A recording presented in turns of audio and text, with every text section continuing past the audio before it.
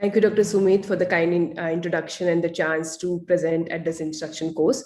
So after learning about the red vascular regions, colorful choroidal metastasis, and brown to gray choroidal melanoma and choroidal nevi, let's turn our heads towards the black lesions of retina and optic nerve. So in general, the primary intraocular pigmented lesions can arise from two type of cells, the melanocytes of uveal tract and the pigment epithelium. Talking specifically about the black pigmented lesions of the retina.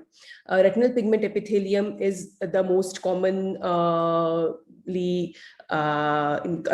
culprit for these lesions after the commonest melanocytic lesions of uveal tract.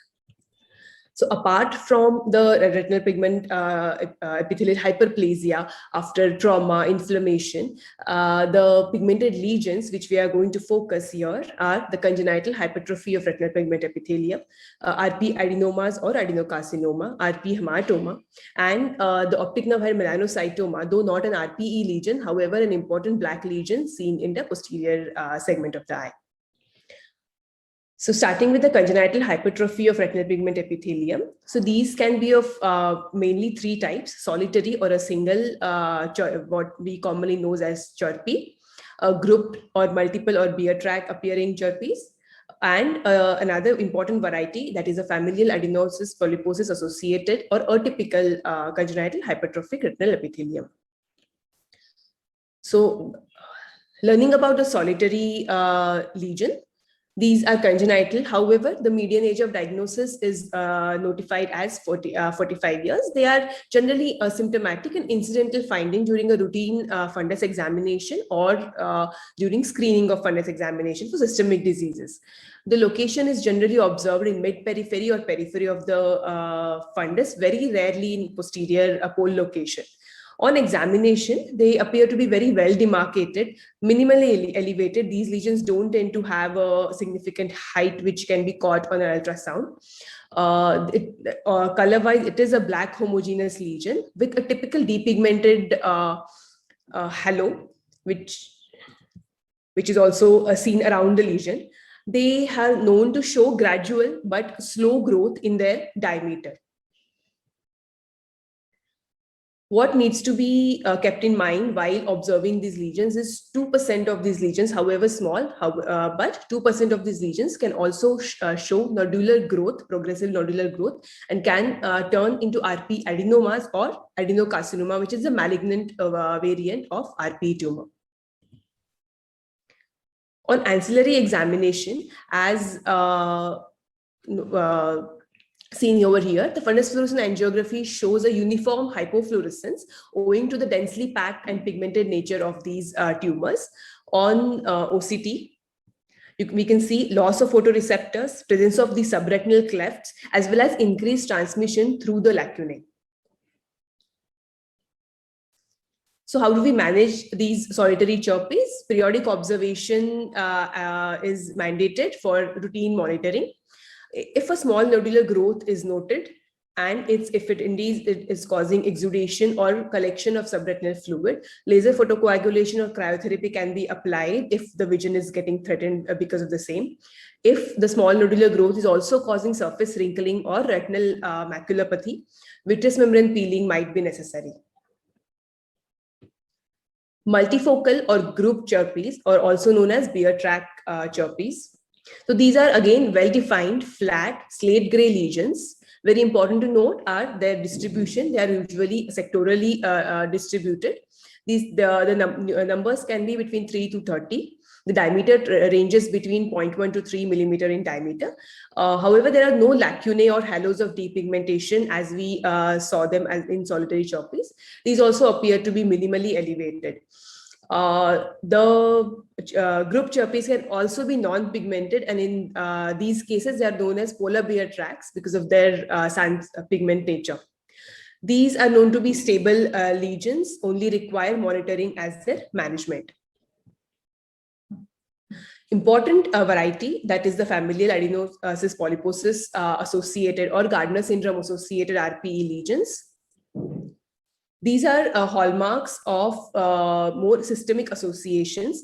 Why do we need to worry about FAP? Is patients with FAP tend to be at a higher risk of development of colonic cancers.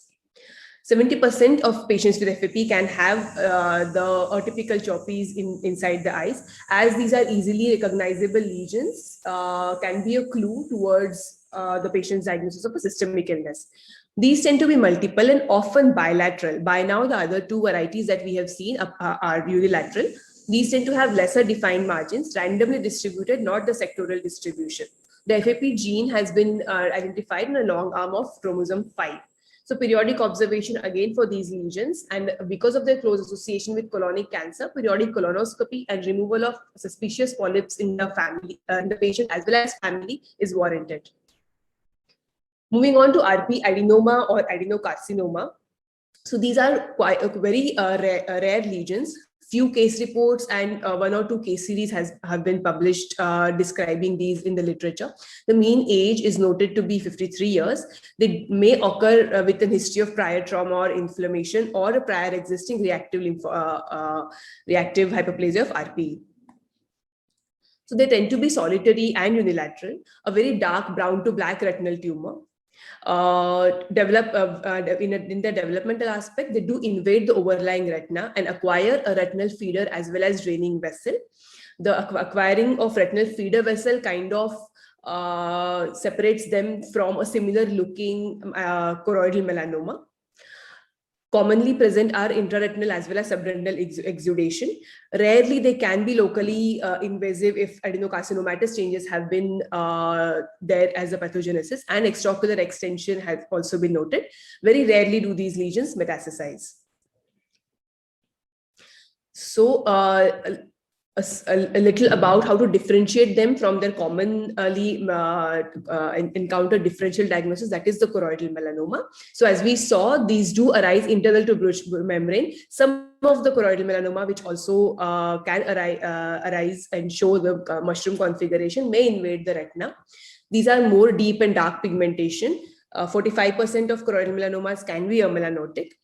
A lipid exudation or intraretinal and subretinal exudation, which is a characteristic of RP adenoma or adenocarcinoma, is rare to see at presentation with choroidal melanomas. These features may be seen post-radiotherapy as a sign of radiation retinopathy in a treated case of choroidal melanoma. Presence of a feeder artery and draining vessel is again quite characteristics of RPE adenoma or adenocarcinoma. The feeder artery is rare to find for a choroidal melanoma, but they can have a draining vessel. Vitreous hemorrhage or vitreous tumor seeding has been noted increasingly in RP adenoma and adenocarcinoma, another differentiating feature. Vitreous hemorrhage can be present with tumor necrosis in choroidal melanoma. However, vitreous seeding has been very rarely described. Again, on fundus fluorescence angiography, because of the nature of the lesion, they will show a uniform hypofluorescence in all phases. Management-wise, for asymptomatic lesions, that is the adenoma component lesions, periodic observation is warranted. For anteriorly located lesions who have shown growth on due examination, local resection with partial lamellar sclerouvectomy or plaque brachytherapy can be applied. For posterior lesions which are causing exudative retinal detachment or subretinal fluid collection, laser photocoagulation, transpupillary thermotherapy, cryotherapy, or plaque brachytherapy can be applied. In cases of advanced tumors leading to painful blind eye, enucleation might be warranted, which also helps in finally diagnosing these lesions with a histological diagnosis. RP hematoma or a simple RP hematomas are basically distinct solitary nodules seen in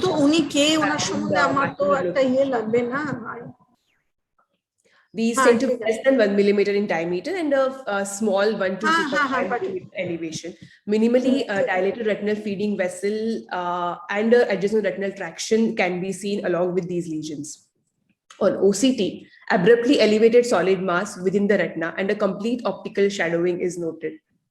These are again incidentally found and noted lesions. Monitoring as a management protocol does suffice. Turning our heads to the optic nerve head pigmented lesion, that is optic nerve head melanocytoma. So these are melanocytic hematomas or hyperpigmented magnocellular nevus of the optic nerve head. Mean age of diagnosis is 50 years, though it is postulated that the lesion is present since congenital. mostly unilateral, very rarely bilateral presentation has been noted. Visual loss might be the primary complaint the patient seeks treatment for. Visual loss, if at all present, is due to the subretinal exudation at fovea, neuroretinitis from tumor necrosis of the lesion. In massive lesions, secondary CRVO or tumor necrosis can again lead to severe visual loss or malignant transformation. So severe visual loss is another indication of probable malignant transformation of the optic nerve head melanocytoma, which is very, very rare though. These lesions do show a presence of RAPD. Around 30% lesions have been shown to show RAPD. 10 to 15% can show slow growth over the years, and malignant change noted only in 1 to 2%. Visual field defects are common, from minimal enlargement of blind spots to absolute arcuate defects. OCT, though not completely diagnostic, but can show a very indicative of hyper-reflective margin of the lesion with hyporeflective internal reflectivity. Sometimes we can see... Dr. Sonal, sorry to interrupt you. Just a reminder that we have 1 more minute left for your presentation to be concluded. Yeah, sure. Yeah, thank you. When elevated, the lesion can be caught on ultrasound B scan. MRI is indicated to know if there is any macroscopic invasion of the lesion in the optic nerve portion. Fundus fluorescence angiography shows dense pigmented lesion and a hypofluorescence. So again, periodic observation, small degree of growth can be observed.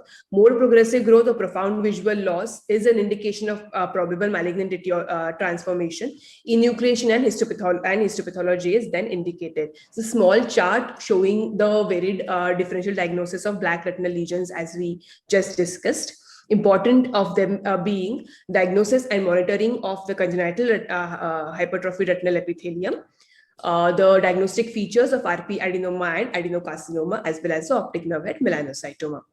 I would like to acknowledge my mentors who helped me gain all this knowledge about ocular oncology. And thank you again, Dr. Sumit, for including my talk in the instruction course. That was bang on time, Dr. Sonal, and thank you for such a nice and extensive presentation.